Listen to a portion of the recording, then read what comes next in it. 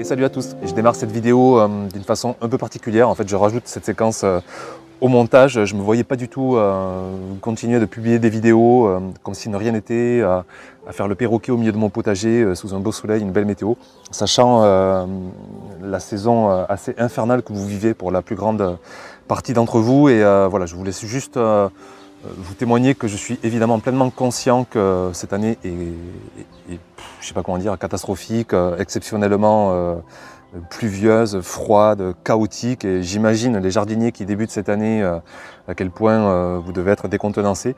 Mais quoi qu'il en soit, voilà, quoi, chaque fois que je discute avec vous, je sens une détresse folle dans vos commentaires, des potagers qui sont inondés, qui sont sous le froid, qui sont remplis de maladies, le mildiou avec les tomates, des semis qui pourrissent, des cultures qui ne poussent pas. Tout ça parce qu'il manque la clé de fertilité assez importante qui est la douceur de température, la chaleur, quoi, qu'il fasse 20-25 degrés idéalement et qu'il fasse du soleil, quoi. La lumière aussi, une autre clé de fertilité. Donc c'est pas évident pour moi en tant que créateur de contenu. Je me dis qu'est-ce qu'il faut que je fasse, est-ce que je continue comme si rien n'était, sachant qu'ici dans le pourtour méditerranéen on a une chance folle de vivre au contraire une saison avantageuse parce qu'il fait moins chaud, parce qu'on a quelques pluies et que le potager se régale. Mais du coup je me sens tout seul en fait, et ça c'est problématique quand on partage du contenu. Si on est trop déphasé par rapport à ceux qui nous regardent, ça va plus, quoi. Alors je me dis continue quand même, parce que tes vidéos elles sont là aussi pour quoi qu'il en soit donner des inspirations, offrir des parenthèses de vie, montrer des moments de bonheur, et c'est ce que j'ai fait encore dans cette vidéo. Vous allez le voir, j'ai pris ma caméra et j'ai vraiment voulu témoigner des instants existentiels, des instants de plaisir, des instants de vie en fait au potager. Et si vous êtes à l'opposé de tout ça en ce moment, j'en suis désolé vraiment, et juste je voulais vous témoigner ma sympathie et mon empathie en fait envers cette situation. Donc voilà, je croise les doigts très fort que apparemment la météo va s'arranger. Alors ça fait plusieurs fois qu'on dit ça, j'espère que cette fois-ci ça va être vrai et que tout le monde va pouvoir profiter d'une belle saison. Donc je vous laisse avec la vidéo du jour. On va commencer par le maïs. En plus je suis très provocateur, c'est une culture qui demande beaucoup de soleil. Et ici j'ai la chance qu'elle arrive déjà à maturité. Vous allez voir, c'est assez quand même, c'est chouette à voir. Donc je vous laisse avec la vidéo du jour. Bon courage, je croise les doigts vraiment pour qu'on soit tous sous un beau soleil dorénavant. A très vite, ciao. Alors il est là Monsieur Maïs, et j'en ai déjà récolté. On commence, il faut vraiment les récolter au bon moment. Et vous voyez l'épi avec ce qu'on appelle la barbe du maïs. Et là ça y est, elle a commencé à brunir. Et quand elle brunit comme ça, ça veut dire que là-dedans, l'épi commence déjà à être bon, les grains vont être laiteux, et si on attend trop, ça va être trop sec ensuite, ça va faire de l'amidon, les grains vont être caoutchouteux et ça va être immangeable. Mais là, à ce stade-là, vous allez voir, je pense qu'on peut le manger pratiquement cru. On va essayer, on va le récolter de suite. Comme ça déjà c'est beau.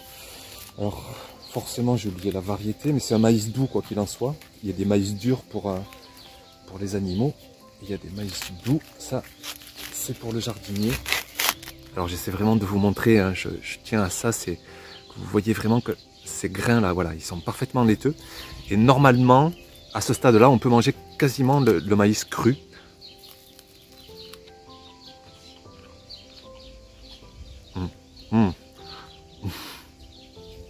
Alors, c'est pas du tout le maïs des boîtes de conserve, c'est ça, encore une fois, c'est impressionnant. Je vais essayer d'en récolter d'autres, j'en ai vu des barbes qui brunissaient, et on va voir peut-être qu'il y aura d'autres couleurs de grains notamment. Tiens, je m'arrête ici sur le chemin, là vous voyez, c'est encore très vert, trop vert, donc là l'épi n'est pas encore à maturité. C'est pour ça que j'étale mes semis, que je choisis plusieurs variétés, c'est que j'ai des récoltes qui arrivent au fur et à mesure dans l'été en fait, de mes épis de maïs, parce que sinon on en a vite trop. Et on va aller voir par là-bas, il me semble que j'ai un épi où j'ai du maïs là qui arrive, hop, ouais, voilà. Ben là en fait, la barbe elle a quasiment disparu déjà, donc là, dessous, je pense que cet épi il est bon. Allez, je vais changer la caméra, on va regarder ça ensemble. Bon, ce qui est marrant en plus, c'est que c'est un peu comme un Kinder Surprise, hein. On a la surprise à l'intérieur. Il faut déballer pour voir ce qui se trame. Donc attention. Ah ouais, c'est un peu comme l'autre, mais il y a un peu plus de nuances de couleurs. C'est magnifique. Regardez cette beauté quoi. Là c'est... Voilà quoi. Tout ça c'est quand même bonheur.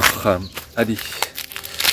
Donc par contre, ouais, il est à peine un peu plus mûr, on le voit bien puisque la barbe elle avait complètement bruni et s'était détachée.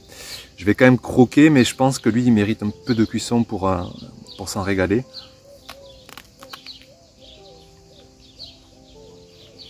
Quand même très bon, quand même très laiteux.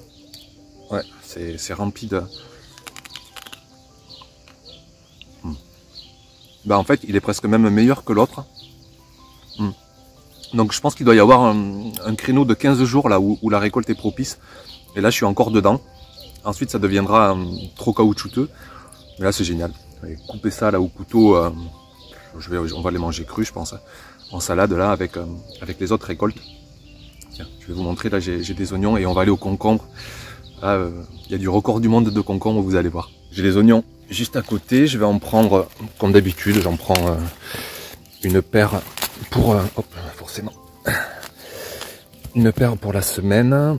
Ouais, chouette. Ça, ce sont des plantations en bulbie. Hein, c'était début mars, donc mars, avril, mai, juin. Ça fait 4 mois, hein, donc ils ont eu le temps de bien se développer.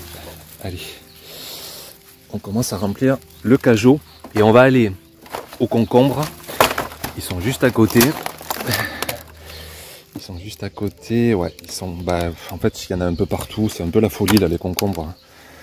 Cette année, là, je vais en prendre un, il grimpe, il y en a plein, il grimpe dans la marante, hop, il est joli, mais ça, c'est rien par rapport à ceux que vous allez voir juste à côté. Attention, je vous garde la surprise, ce sont les fameux concombres Soyolong, et regardez la taille du machin, il fait le truc 60 cm quoi. Donc je monte. Non mais sérieux quoi. Donc là c'est... Ouais, je suis trop fier, je suis trop content. Celui-là, on dirait un genre de serpent, il est énorme aussi. Bon pareil, je vais poser la caméra, vous allez voir, ça donne quoi. Le poids du truc. Non mais... J'ai jamais vu ça, je bats mon record. Après 15 ans de jardinage, je dois commencer à comprendre certains trucs. Et ben voilà, bon, je vais en prendre 2. Ouais, je pense que 2 ça suffira pour la semaine sans trop de soucis. Puis il y en a, ouais, il y en a de partout qui arrivent. Donc, bah allez, dans le cajot, on continue. Le truc c'est qu'il rentre même pas dans le cajot en fait. Bon, on va mettre en travers, voilà. Diagonale, ça passe. On va aller voir les patates. Ça fait 15 jours que j'en ai pas récolté. Les plants, ça sèche un petit peu. J'espère qu'elles ont un petit peu grossi sous terre. Jusqu'à présent, elles sont pas énormes. Bon, ça arrive, hein, on peut pas tout avoir parfait. Bon ben, on y va. Alors, donc j'en ai déjà arraché pas mal que j'ai vite remplacé hein, par des plants de tomates notamment. Alors comme c'est culture exigeante, après culture exigeante, j'enrichis hein, avec des engrais naturels, fientes de poule, urine, cendre. En début de culture, ça booste bien, paillage, compost, enfin tout ce qu'il faut pour envoyer de la richesse. Et là il m'en reste encore donc plein. On va aller se faire celui-ci.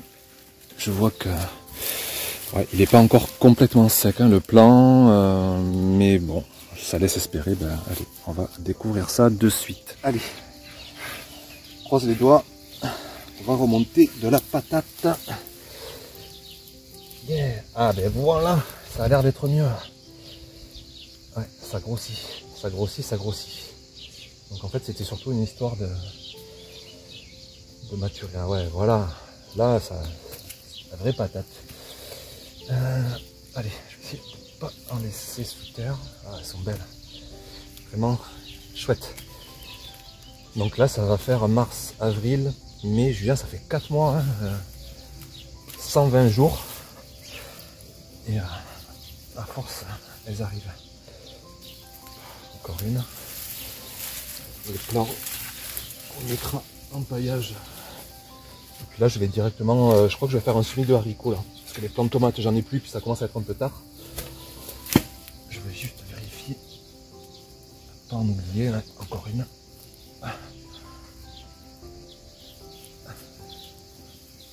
Ouais, c'est bon. On va continuer, on va aller voir des aubergines. Premières petites aubergines en grappe. Super sympa.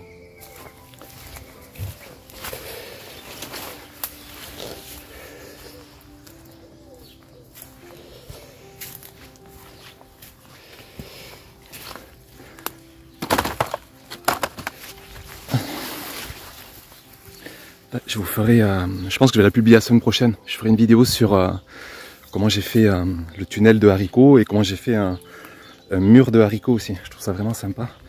Et ouais, j'en ferai une vidéo particulière. Et là, on arrive aux aubergines. Les ah non, bah c'est pas celle-là en fait. J'avais mis des aubergines en grappe. Ah bah oui, elles sont de l'autre côté. Hop, les voilà. Les fameuses Slim Jim. Elles reviennent à chaque saison parce que je les adore. Elles sont petites, hein, elles poussent en grappe de tous les côtés. Elles sont vraiment adorables. C'est trop beau ces aubergines. En rondelles, à la poêle. On peut pas, moi je m'en passe pas quoi. Donc hop, j'en récolte quelques-unes, même toutes petites. Vraiment trop mignon, trop sympa. Et ouais, avec des courgettes, les patates, même en salade froide. Régal. Voilà, juste ça pour cette semaine. Je vais aller prendre une betterave. Alors les betteraves, ce qui est génial, c'est qu'elles se conservent super bien en terre et ça se conserve des mois quoi. Donc on prélève chaque semaine et là, ben, voilà, elles sont là. Je vous les montre. On va les récolter de suite. Il faut aller voir sous les patates, sous ce bazar. Là il y en a une. Hop, je vais prendre. Ben là il y a un trio de 3. Je les avais pas démariés. J'ai pas besoin de tout ça. Je vais aller voir. Ah ouais. Oh là là, celles-là je les avais pas démariées non plus. Et comme le sol est extrêmement riche là, il fait doux, toutes les fertilités y sont. Donc je vous en reparlerai encore et toujours hein, de toutes les clés de fertilité. Je vais juste en prendre une. Voilà, hop. Elle s'est régalée. Tu t'es régalé dans ce sol. Elle est belle, elle doit faire. Ouais, je pense qu'elle fait 600-700 grammes facile. Allez, au cajot. Ah, je voulais voir les courgettes. Je les ai déjà prélevées en fait. Ah ouais, j'en vois une. Je vais la prendre. Ah ben, je vois que je suis pas tout seul. Ça c'est un ravageur. Enfin un ravageur. C'est un gourmand qui a voulu aussi en manger. Ben, je vais la couper là. Je mangerai le reste. J'ai pas envie de. On va laisser ça de côté, hein. On sait jamais avec si c'est des rats, tout ça, on peut tout imaginer, c'est pas top. Mais le reste, c'est largement consommable. Allez au cajot.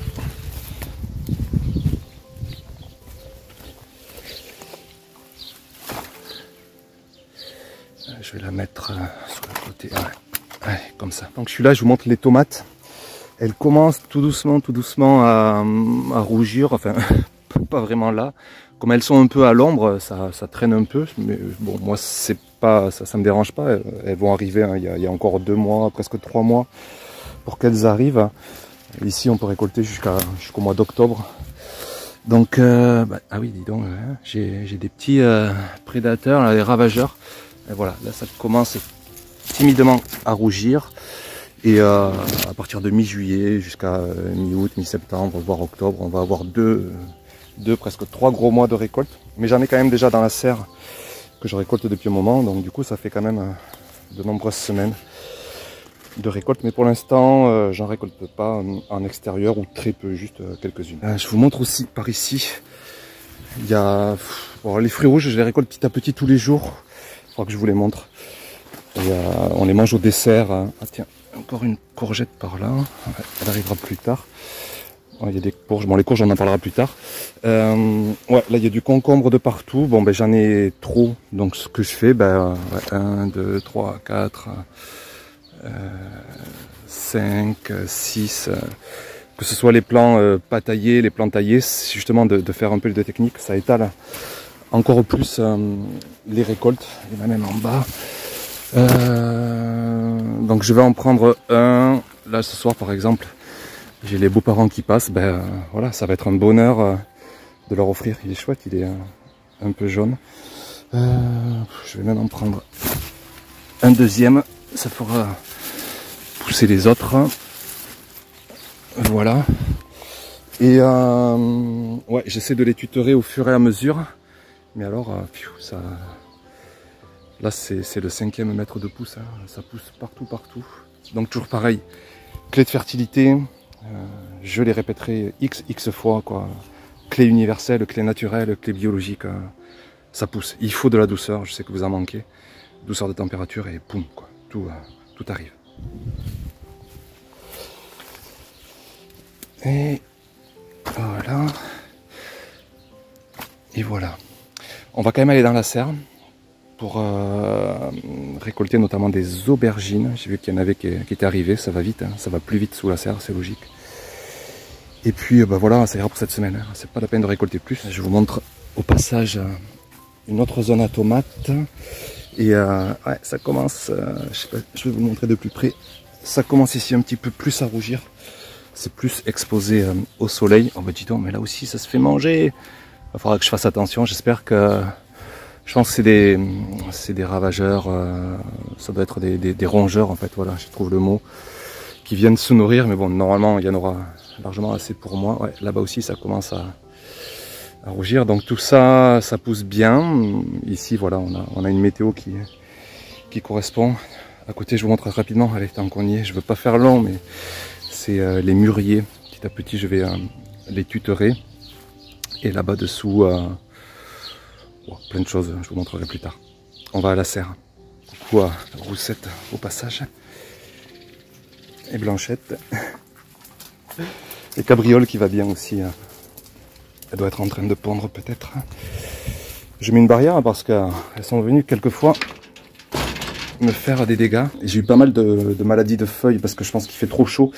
En fait, le souci que j'ai, c'est que j'ai ombragé côté sud. Mais en été, le soleil est tellement haut que ça tape fortement aussi de ce côté. Donc il faudra que je trouve des jardins de paillasson, je pense, pour l'été prochain.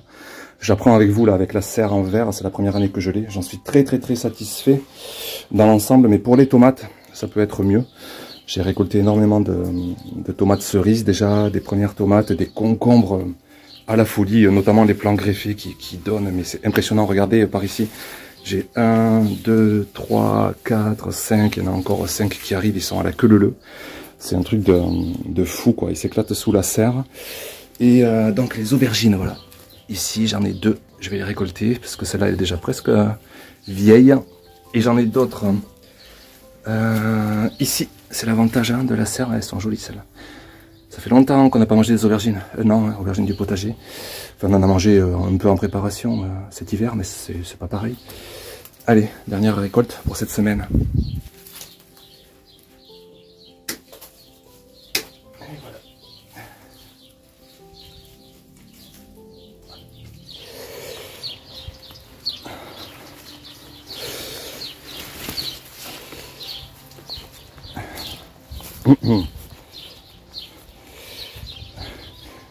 Je vais vous faire râler encore un peu plus pour ceux qui sont dans des régions froides. Bah ici on a déjà les potimarrons qui commencent à arriver.